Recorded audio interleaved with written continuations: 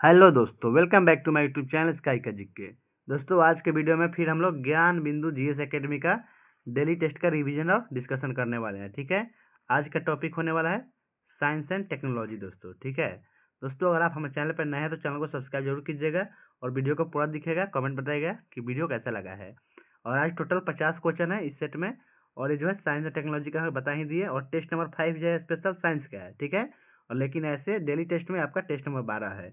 तो दोस्तों, इसका हम प्लेलिस्ट बना चुके हैं, आप लोग हमारे चैनल पे देख सकते हैं। ठीक है, तो चलिए देखते हैं बिना समय गवाए। फर्स्ट क्वेश्चन क्या है?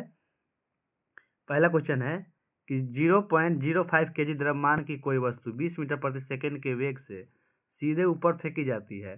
उच्चतम बिंदु पर वस्तु में कितनी स्थितिज ऊर्जा होगी? बताइए कितना स्थितिज ऊर्जा होगा? तो हो जाएगा दोस्तों 10 जूल। आप लोग इसका सॉल्व कीजिएगा तो आंसर क्या आएगा? 10 जूल आएगा। ठीक है, अगला प्रश्न है, बड़े वृक्ष जैसे पादप निम्नलिखित में से किस एक फाइलम के सदस्य हो सकते हैं?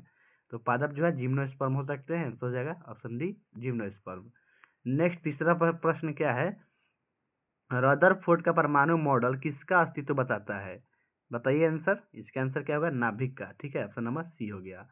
अगला है, मैग्नीशियम द्वारा 2 इलेक्ट्रॉन के त्याग से मैग्नीशियम की ऑक्सीकरण अवस्था में क्या परिवर्तन होगा दोस्तों? तो उसमें जो है 0 से +2 हो जाएगा परिवर्तन। ठीक है, ऑक्सीकरण अवस्था। आंसर ऑप्शन नंबर ए हो गया।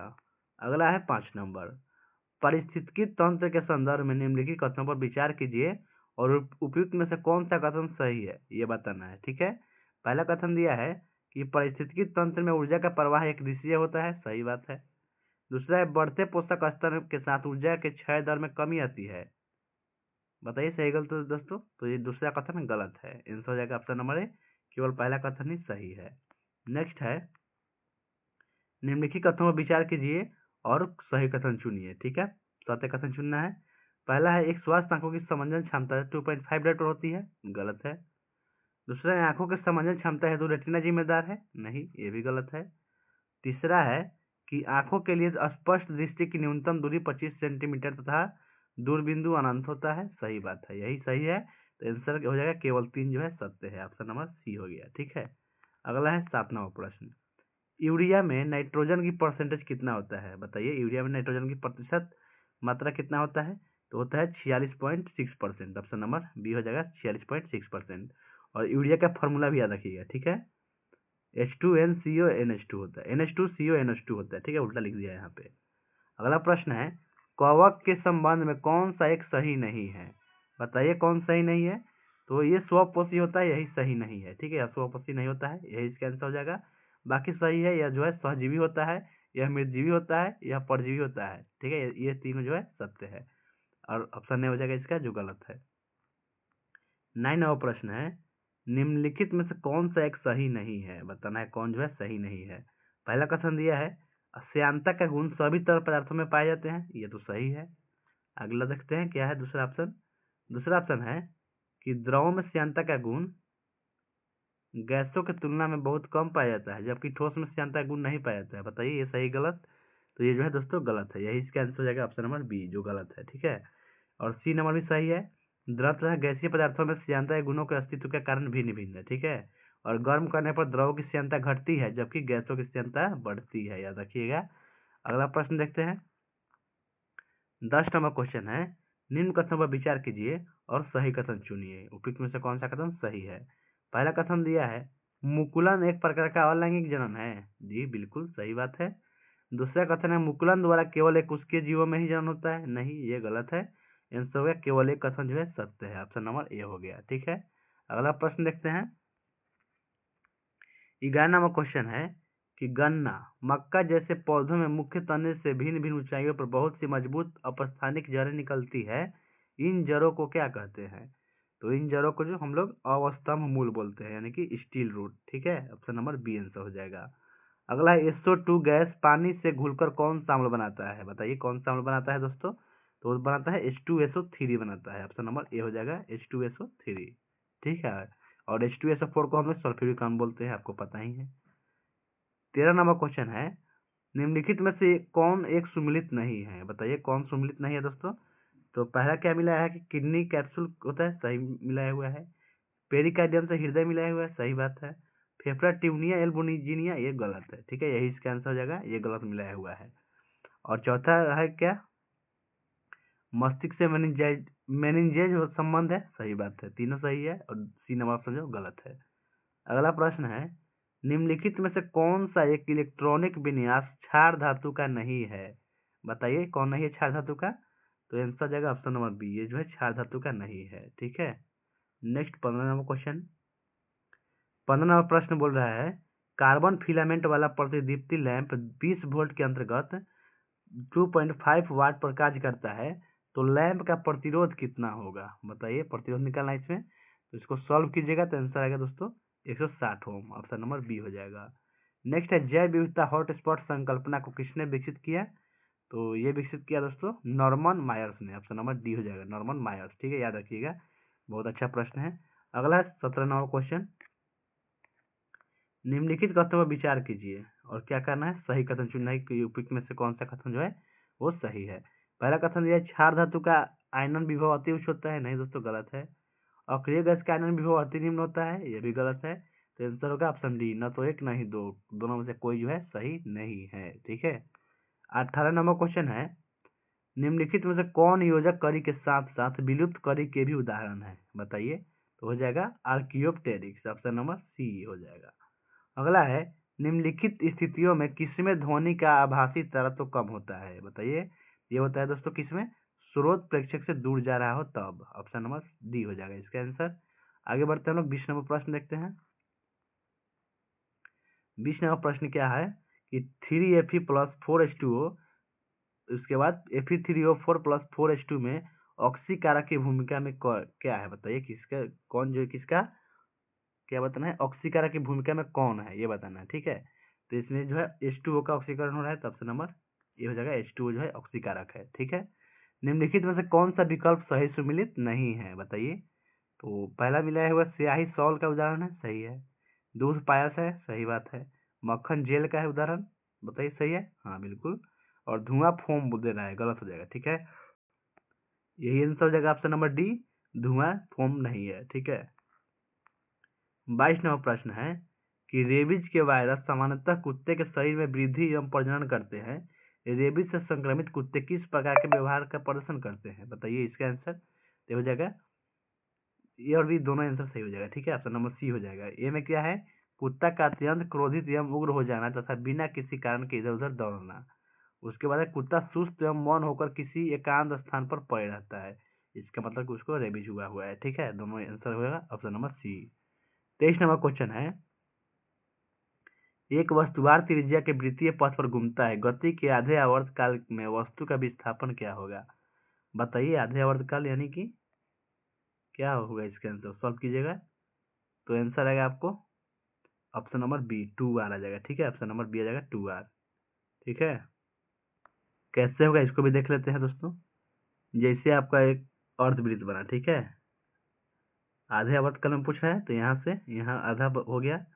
ठीक है, ये वाला त्रिज्या हुआ दोस्तों, तो दोस्तों यहाँ से यहाँ पहुंचा, तो यहाँ से यहाँ आ रहा है, तो यहाँ भी आर ही होगा, तो दोनों मिलकर कितना हो गया दोस्तों, 2 आर विस्थापन हो गया। विस्थापन सबसे न्यूनतम दूरी होता है ना, तो मान लीजिए यहाँ से चला, तो यहाँ से यहाँ के बीच कितना दूरी हुआ, 2 आर, तो ये आंसर हो गया इसका ऑप्शन नंबर बी। ठीक है, आगे बढ़ते हैं।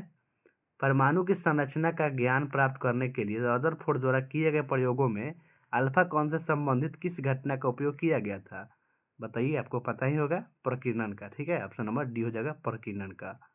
नेक्स्ट देखते हैं 25 नंबर क्वेश्चन क्या है, यदि 1 kg द्रव्यमान के एक वस्तु की गतिज ऊर्जा 1 जूल हो तो इस वस्तु की चाल क्या होगी, तो फॉर्मूला लगा देना है, क्या होता है, काइनेटिक एनर्जी बराबर हाफ mv स्क्वायर होता है। ठीक है, mv स्क्वायर, तो इसी फॉर्मूला बैठाइएगा दोस्तों, तो आंसर क्या आ जाएगा, आपको सॉल्व कीजिएगा तो आंसर आएगा ऑप्शन नंबर डी, यानी कि √2 मीटर प्रति सेकेंड आएगा, 4 उसका।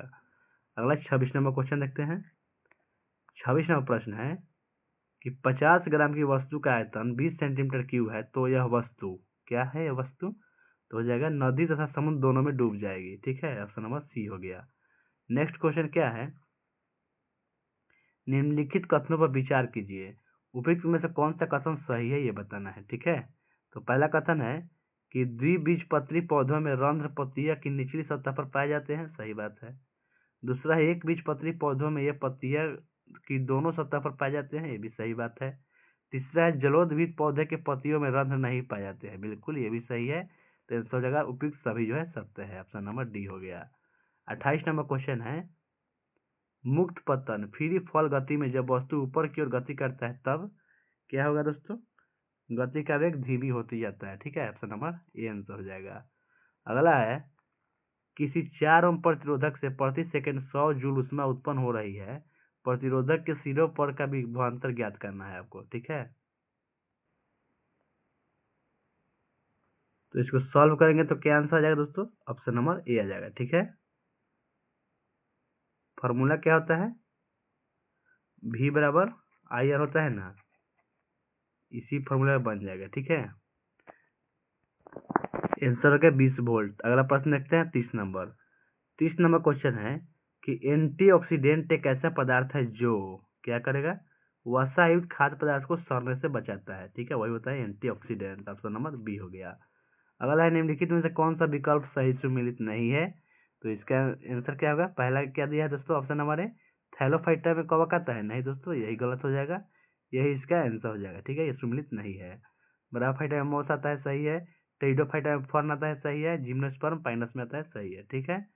तो अगला प्रश्न देखते हैं इसका 32 नंबर, ड्यूरेलुमीन मुख्यतः एल्युमिनियम तथा कॉपर का मिश्र धातु है, परंतु इसमें अल्प मात्रा में पाए जाते हैं, क्या पाया जाता है अल्प मात्रा में, तो मैग्नीज और magnesium, option number B answer हो गया, याद रखिएगा। अगला क्वेश्चन है, निम्नलिखित में से कौन सा एक धातु के क्रियाशीलता का सही क्रम है, बताइए। धातु की क्रियाशीलता का सही क्रम, इससे क्वेश्चन तो आता ही है एग्जाम में दोस्तों, तो इसको रख लीजिएगा पूरा। इसके में ऑप्शन के हिसाब से क्या आंसर हो जाएगा, ऑप्शन सी हो जाएगा, ठीक है, पोटेशियम, सोडियम, मैग्नीशियम, एल्युमिनियम और लोहा। आगे बढ़ते हैं, 33 नंबर हो गया। 34 नंबर प्रश्न देखते हैं, ग्लिप्टल बनाया जाता है किसके द्वारा, बताइए। ग्लिप्टल कैसे बनेगा, तो आंसर हो जाएगा एथिलीन ग्लाइकोल तथा थैलिक अम्ल की अभिक्रिया के द्वारा बनता है ग्लिप्टल, ठीक है। नेक्स्ट क्वेश्चन, आंख की रेटिना प्रकाश संवेदी कोशिकाओं की एक परत है, रेटिना में किस संवेदी कोशिकाओं की कमी या अभाव में वर्णनता उत्पन्न होती है, तो इसका आंसर हो जाएगा शंकु कोशिका के अभाव में, ऑप्शन नंबर बी हो जाएगा दोस्तों, ठीक है। नेक्स्ट है, पारिस्थितिकी तंत्र के आहार श्रृंखला में मानव कौन सा उपभोक्ता है, बताइए। तो मानव हो जाएगा, प्राथमिक भी है और द्वितीयक भी है, ठीक है, दोनों है, ऑप्शन नंबर डी हो जाएगा। नेक्स्ट 37 नंबर क्वेश्चन है, कीटों से संबंधित जीव विज्ञान की शाखा क्या कहलाती है, तो आपको पता ही होगा, इंटेमोलॉजी बोलते हैं, ऑप्शन नंबर ए हो जाएगा इंटेमोलॉजी। नेक्स्ट है, एक जलीय विलयन का पीएच मान 3 है, तो इसका पीओएच मान कितना होगा, बताइए। इसका पीओएच मान हो जाएगा 11, ऑप्शन नंबर डी हो जाएगा 11। नेक्स्ट 39 नंबर क्वेश्चन क्या है, निम्नलिखित में से कौन सा एक संयोजी ऊतक नहीं है, बताइए कौन नहीं है, तो पेशी जो है संयोजी ऊतक नहीं है, बाकी आपका अस्थि, उपास्थि, लिगामेंट ये सभी संयोजी ऊतक है। अगला 40 नंबर क्वेश्चन है, निम्नलिखित में से कौन सा एक पाचक एंजाइम वसा को वसा अम्ल तथा ग्लिसरॉल में बदल देता है, बताइए कौन बदलता है, तो लाइपेज बदलता है दोस्तों, आंसर हो जाएगा option C lipase. Next 41 number question देखते हैं, समतल दर्पण द्वारा बने प्रतिबिंब के संबंध में निम्नलिखित में से कौन सा एक सही नहीं है, बताइए कौन जो इसमें से सही नहीं है। पहला ऑप्शन है, प्रतिबिंब दर्पण के पीछे बनता है, ये तो सही है समतल दर्पण के बारे में। दूसरा है, प्रतिबिंब का आकार वस्तु के आकार के बराबर होता है, ये भी सही बात है। प्रतिबिंब वस्तु की अपेक्षा सीधा बनता है, सही बात है। प्रतिबिंब वास्तविक होता है, इसे पर्दे पर प्राप्त कर सकते हैं, नहीं दोस्तों काल्पनिक होता है, ये गलत हो जाएगा, ऑप्शन नंबर डी आंसर हो जाएगा इसका, जो गलत है, ठीक है। 42 नंबर क्वेश्चन है, जलाशयों में सुपोषण के लिए सबसे प्रभावशाली पदार्थ क्या है, बताइए। तो ये हो जाएगा अकार्बनिक फॉस्फेट, ऑप्शन नंबर ए हो जाएगा दोस्तों, अकार्बनिक फॉस्फेट। नेक्स्ट है, निम्नलिखित कथनों पर विचार कीजिए, उसके बाद क्या करना है देख लेते हैं। उपयुक्त में से कौन सा कथन सही है यह बताना है, ठीक है। चलिए कथन पढ़ते हैं। पहला कथन है कि लिटमस पेपर द्वारा अम्ल तथा भस्म की पहचान हो सकती है, परंतु उसके शक्ति का पता नहीं लगाया जा सकता, सही है, ठीक है। उसके बाद दूसरा कथन दिया है, पीएच स्केल द्वारा अम्ल एवं भस्म की पहचान के साथ साथ उसकी शक्ति का भी पता लगाया जा सकता है, जी बिल्कुल सही बात है, आंसर हो जाएगा, दोनों सही है, ऑप्शन नंबर कौन सा हो जाएगा देखते हैं, सी हो जाएगा, ठीक है। नेक्स्ट हम लोग 44 नंबर क्वेश्चन देखते हैं, यात्री सहित एक कार का द्रव्यमान 1000 kg है, तो 108 किलोमीटर प्रति घंटा की चाल से गति कर रहा है, कार पर ब्रेक लगने से यह 4 सेकंड में रुक जाता है, ब्रेक द्वारा कार पर लगाया गया बल कितना होगा? बताइए दोस्तों, सॉल्व कीजिए। क्या आंसर आएगा इसका? तो आंसर आएगा आपको 7500 न्यूटन। ऑप्शन नंबर डी आ जाएगा। ठीक है, 7500 न्यूटन। नेक्स्ट है, निम्न में से कौन सा एक सही नहीं है बताना है। ठीक है, कौन सा जो है सही नहीं है? पहला ऑप्शन है छोटी आंत आहार नाल का सबसे लंबा भाग है। जी सही है ये। दूसरा है आहार नाल की छोटी आंत में पाचन की क्रिया पूर्ण होती है। बिल्कुल सही है। भिन्न भिन्न जंतुओं में छोटी आंतों की लंबाई अलग अलग होती है। जी बिल्कुल सही बात है। शाकाहारी जंतुओं में छोटी आंत की लंबाई कम होती है तथा मांसाहारी जंतुओं में छोटी आंत की लंबाई अधिक होती है। नहीं दोस्तों, उल्टा होता है। ठीक है, शाकाहारी में लंबाई ज्यादा होता है और मांसाहारी में लंबाई जो है कम होता है दोस्तों। तो आंसर हो जाएगा ऑप्शन नंबर डी, ये सही नहीं है। नेक्स्ट 46 नंबर क्वेश्चन क्या है? सरल लोलक का आवर्तकाल कितना होता है बताइए? क्या होगा सरल लोलक का आवर्तकाल? तो ध्रुवों से अधिक विषुवत रेखा पर होता है। ठीक है, ऑप्शन नंबर डी हो जाएगा। ध्रुवों से अधिक जो है विषुवत रेखा पर होगा। 47 नंबर क्वेश्चन है, निम्न कथनों पर विचार करना है, वो बताना है कौन सा कथन सही है। पहला कथन है डायनेमो वह यंत्र है जो यांत्रिक ऊर्जा को विद्युत ऊर्जा में बदलता है। बिल्कुल सही बात है। दूसरा, डायनेमो विद्युत के ऊष्मीय प्रभाव पर कार्य करता है। नहीं दोस्तों, ये गलत है। तो आंसर जाएगा ऑप्शन नंबर एक, केवल एक जो है सत्य है। आगे बढ़ते हैं 48 नंबर क्वेश्चन की ओर। समान द्रव्यमान, सॉरी क्या क्वेश्चन है दोस्तों? समान द्रव्यमान की दो वस्तुओं को h तथा 2h ऊंचाई पर रखा गया है, उनकी स्थितिज ऊर्जा का अनुपात क्या होगा? बताइए। दोनों में स्थितिज ऊर्जा का तो mgh फॉर्मूला होता है, तो h तो दोनों में आएगा, तो सेम अनुपात रह जाएगा। ऑप्शन नंबर ए हो जाएगा। ठीक है, 1:2 ही रहेगा।